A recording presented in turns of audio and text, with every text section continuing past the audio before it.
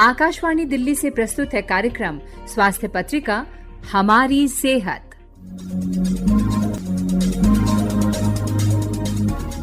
श्रोताओं, सिर और गर्दन का कैंसर यानी हेड एंड नेक कैंसर सिर और गर्दन के विभिन्न हिस्सों जैसे मुंह, गला, स्वर यंत्र, नाक, साइनस और लार ग्रंथियों में होने वाला कैंसर है।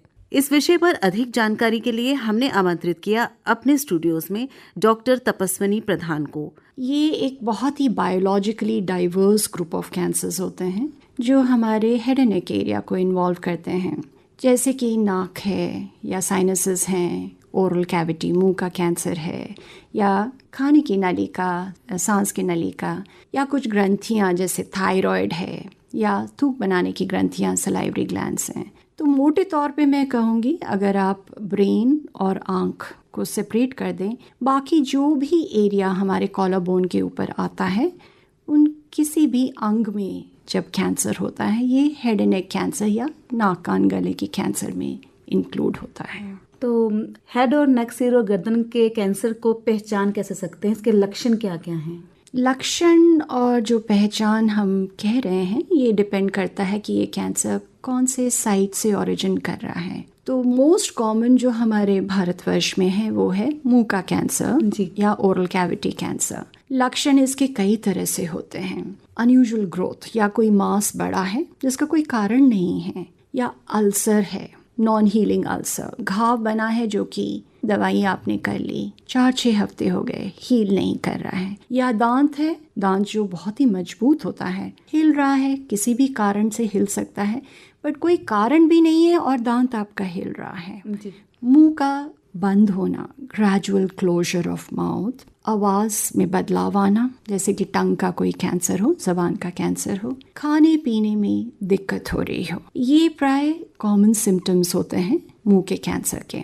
अगर मान लीजिए खाने की नली का कैंसर हो रहा है, मोस्ट कॉमनली प्रॉब्लम जब आती है जब खाना निगलता है इंसान, तब उसको दर्द हो सकता है या डिस्कम्फर्ट हो रहा है और ये परसिस्ट कर रहा है, बहुत समय से परसिस्ट कर रहा है। और समय का जो इंटरवल हम देते हैं वो जनरली 2 से 3 हफ्ता या मैक्सिमम 4 हफ्ता देते हैं। आवाज़ बदलना, वॉइस बॉक्स का कैंसर, आवाज़ क्यों बदलेगा? कुछ बिनाइन कॉजेज भी हैं बट कैंसर में जो आवाज़ बदलती है परसिस्टेंट, उसकी आवाज़ में दिक्कत दिख रहा है, बोलते वक्त परेशानी हो रही है। नाक और साइनसेस के कैंसर कैसे बोलेंगे? नाक में कोई मांस होगा तो नेज़ल ऑब्स्ट्रक्शन होगा, नाक में रुकावट होगी, सांस में रुकावट होगी, या नाक से ब्लीडिंग होगा, या नाक से परसिस्टिंग डिस्चार्ज होगा, या नज़ला जुकाम कई दिनों से परसिस्ट कर रहा है, 2-3 महीने हो गए हैं। हम जनरली उसको समझते हैं ये साइनोसाइटिस है, आम साइनोसाइटिस है, बट जब आप स्कैन कराते हैं देखते हैं वहाँ पे मांस है।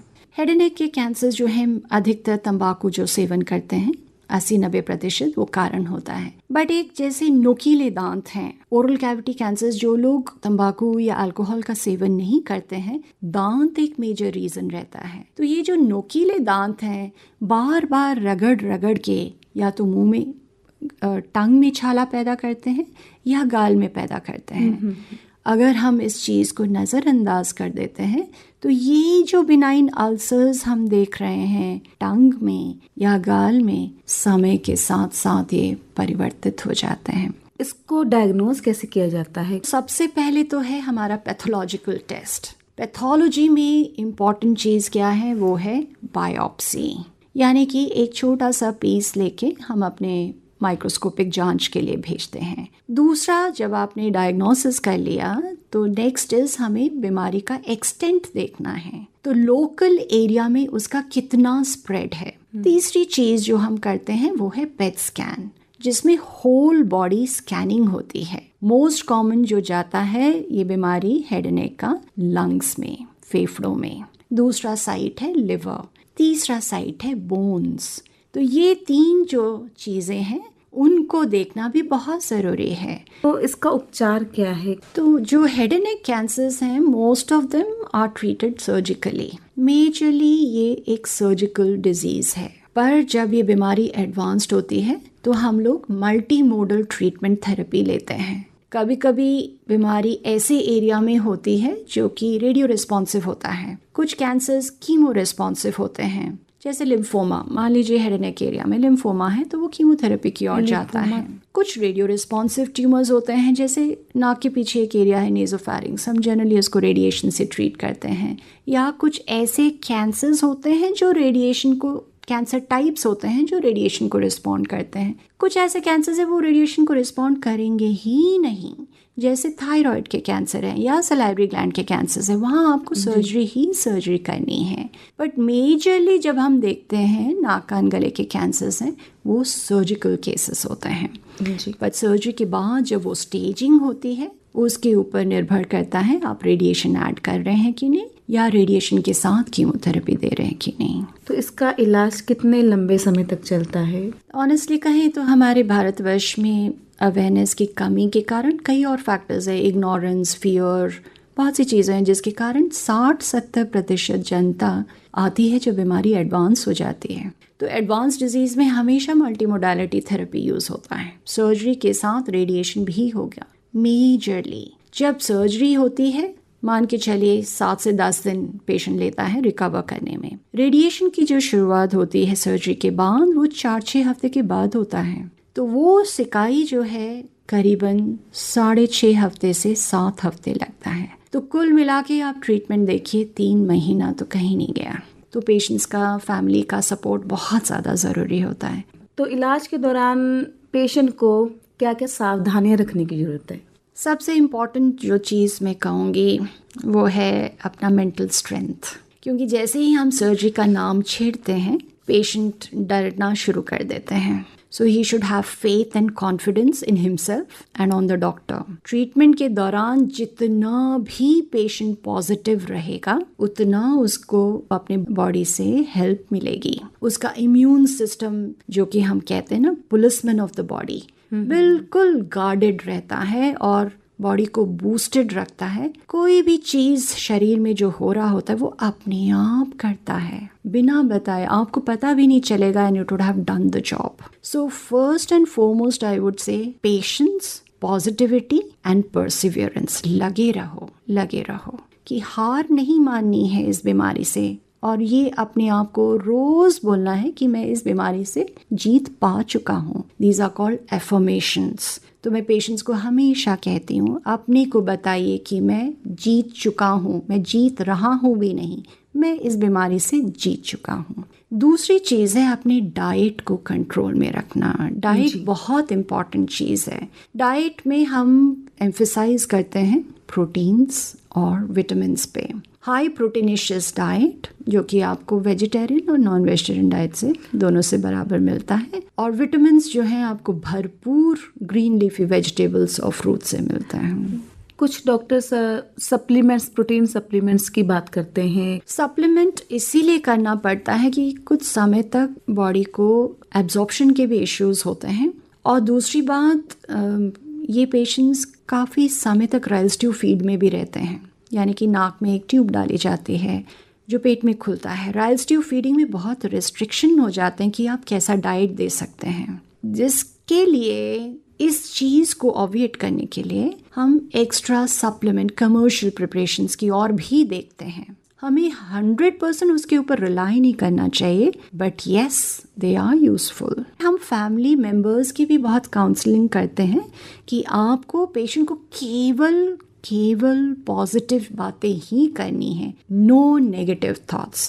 कहते हैं ना कि no poison can kill a positive thinker, जी, no medicine can cure a negative thinker. तो ये चीज़ बहुत ज़रूरी है। मेडिटेशन आपके मन को एकदम शांत कर देता है, और शांत मन क्या होता है, बहुत फोकस्ड होता है। जब आप फोकस्ड रहते हैं आप कोई भी चीज़ लड़ सकते हैं। योगा आपकी बॉडी, माइंड, सोल सबको संतुलित रखता है। फिजिकल एक्टिविटी करने से आपके अंदर इतने हैप्पी हार्मोन्स बनते हैं कि उस खुशी में आप अपने आप को भी भुला देते हैं। क्या बीमारी है, क्या है, आपको खुद भूल जाएंगे। तो ये चीज़ें बहुत एड ऑन चीज़ें हैं, बहुत अहम इम्पॉर्टेंट हैं।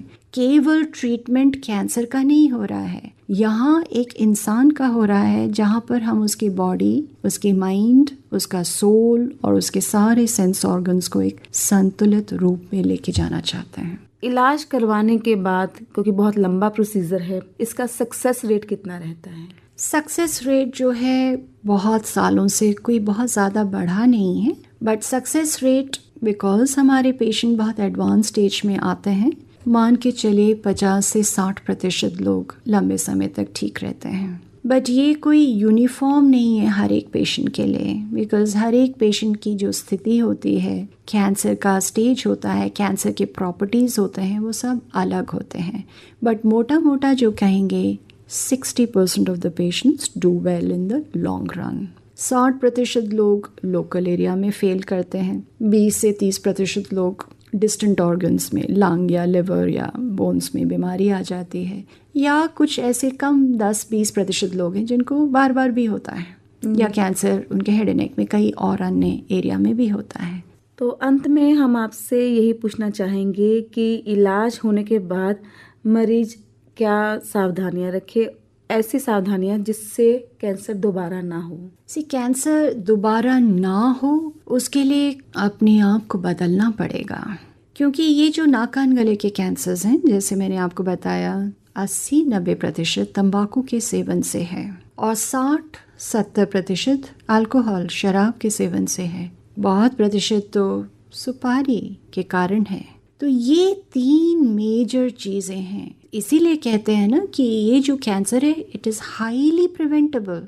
अगर 80-90% तंबाकू के सेवन से अगर आप नहीं करेंगे तो ये होने की संभावना ही नहीं है जी। तो सबसे इम्पॉर्टेंट चीज़ है अपनी आदतों को बदलें।